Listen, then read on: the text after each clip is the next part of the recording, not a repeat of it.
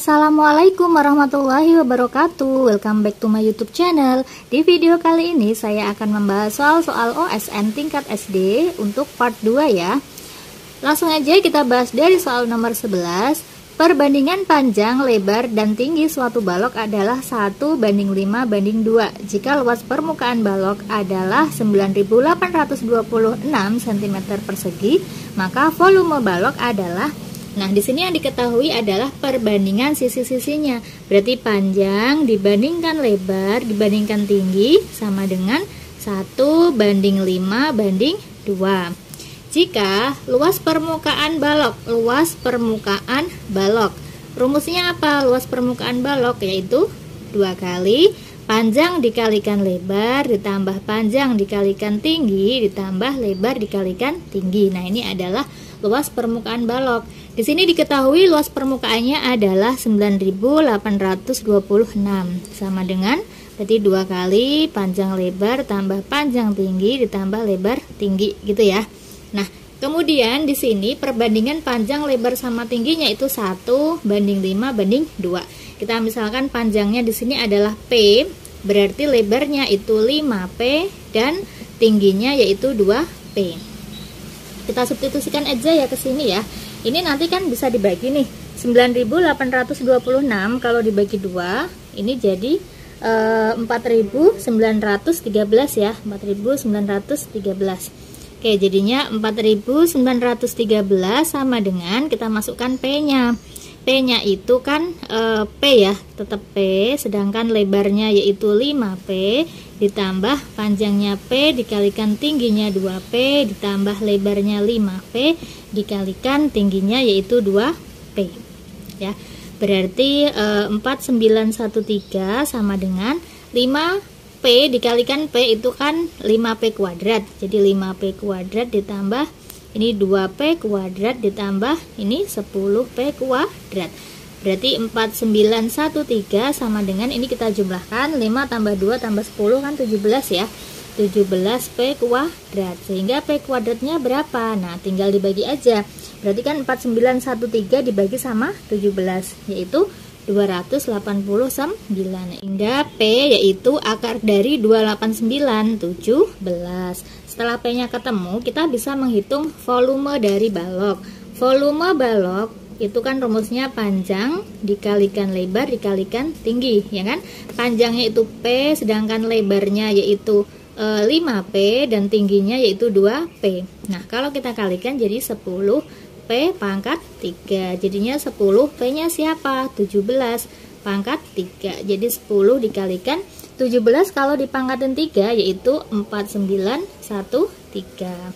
Ya, jadinya berapa? 49130. Itu jawabannya yaitu yang B.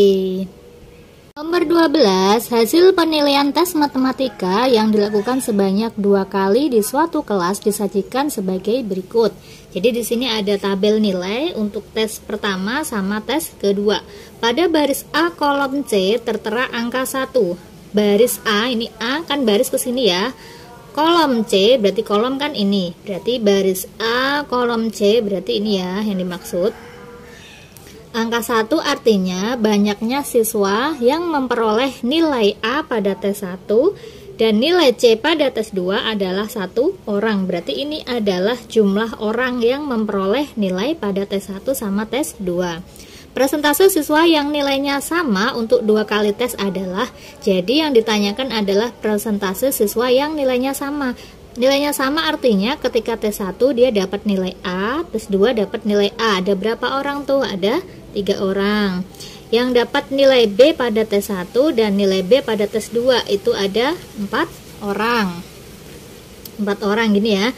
Kemudian yang dapat C sama dapat C juga.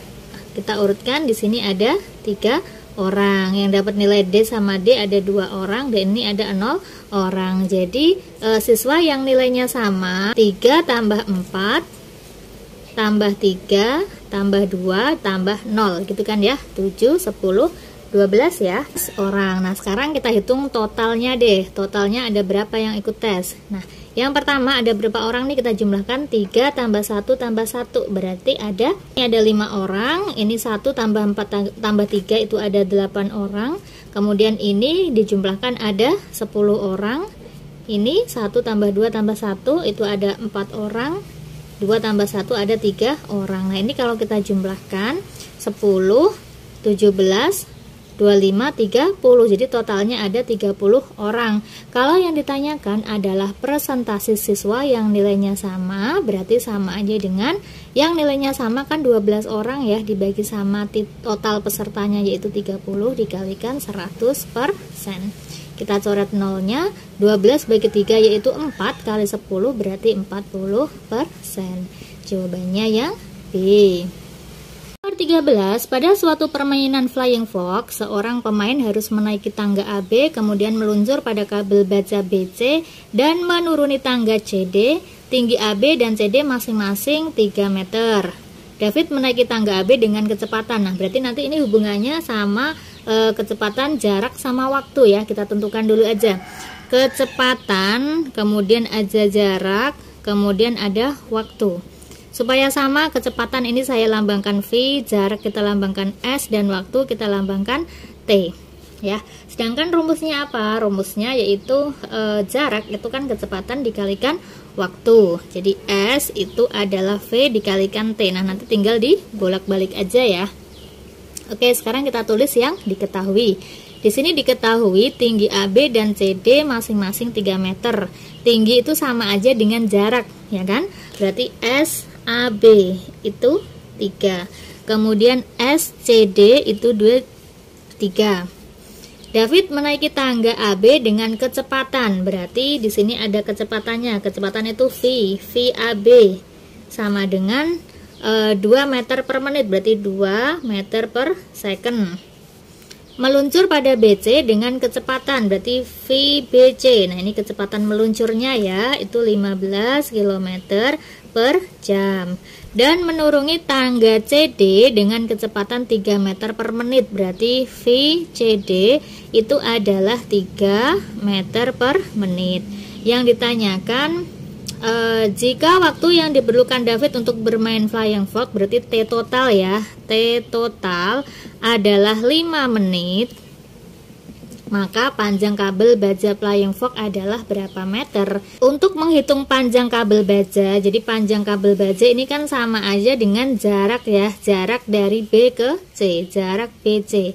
Untuk menghitung jarak itu kita butuh kecepatan sama waktu, berarti kita harus mencari waktu si BC. Kalau waktu totalnya ada, berarti kita bisa menghitung waktu ini dulu nih ya. Jadi kita bisa menghitung waktu AB ya, jadi TAB. Waktu itu rumusnya kan jarak dibagi sama kecepatan. Jaraknya adalah 3, kecepatannya 2 ya, berarti 3 dibagi 2 itu 1,5 menit. Nah, sekarang yang TCD juga sama. TCD berarti kan jarak dibagi sama kecepatan. Jaraknya yaitu 3, kecepatannya 3, berarti sama aja dengan 1 menit. Nah, jadi dari sini kita bisa menghitung nilai dari TBC, ya kan?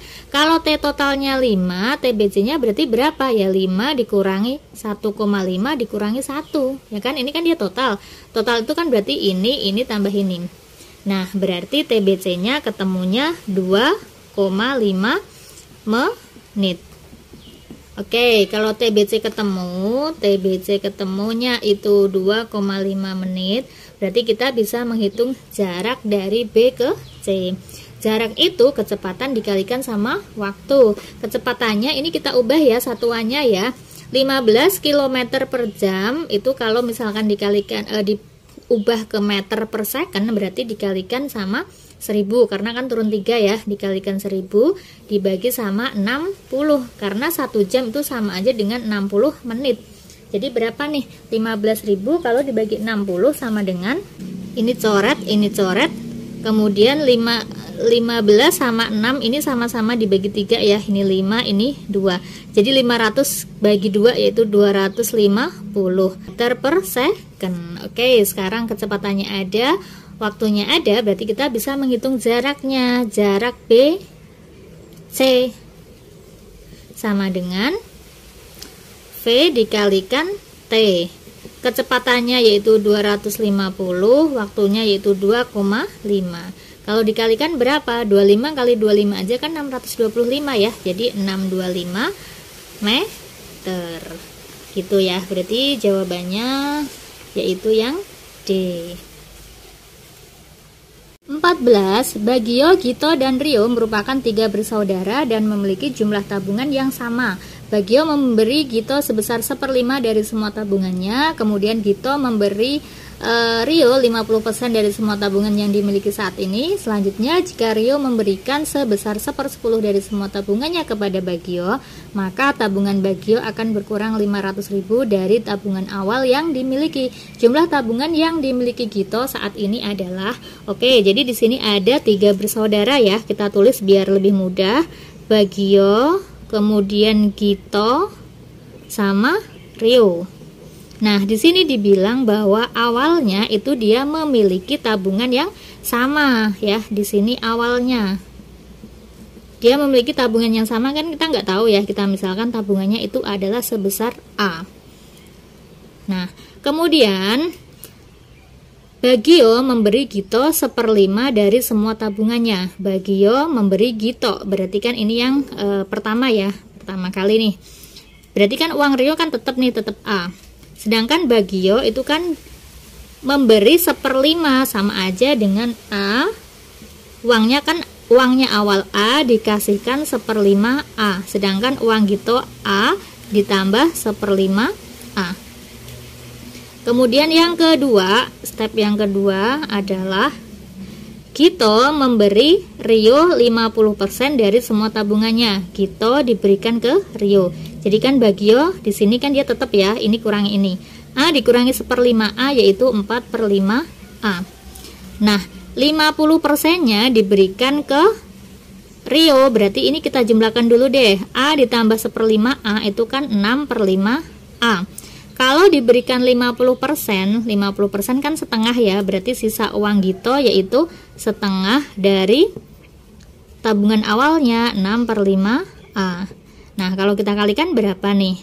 3/5 A, 3/5 A, karena kan 3/5 A ini sama aja dengan 50% dari tabungan si Gito, ya kan? Kemudian selanjutnya nih, step ketiga. Step ketiga, Rio memberikan 1/10 dari tabungannya kepada Bagio. Rio diberikan ke Bagio, berarti di sini Gito tetap ya 3/5 A ya. Sedangkan si Rio ini kan A ditambah 3/5 A itu 8/5, betul ya, 8/5 A. Jadi Rio menjadi 8/5 A dikurangi 1/10 dari 8/5 A. Sedangkan Bagio asalnya kan 4/5 A ya, ditambah 1/10 dari 8/5 A. Dah.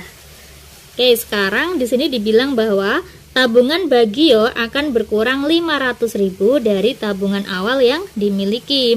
Jadi semula tabungan Bagio kan A ya, berkurang 500.000 itu menjadi ini nih. Nah, ini harus kita sederhanakan dulu ya.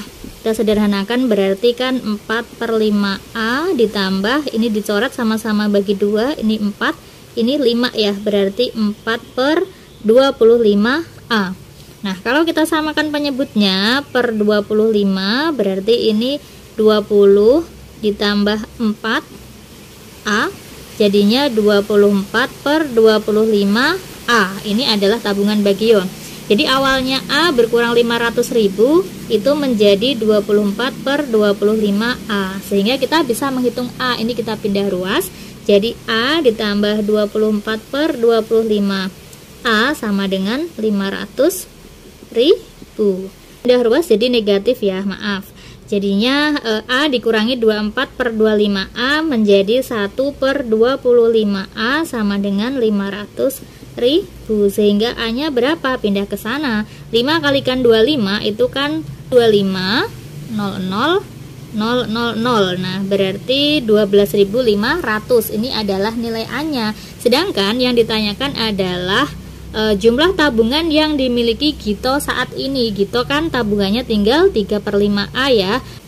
Tabungan Gito itu kan 3/5A ya. Jadi Gito sama dengan 3/5A.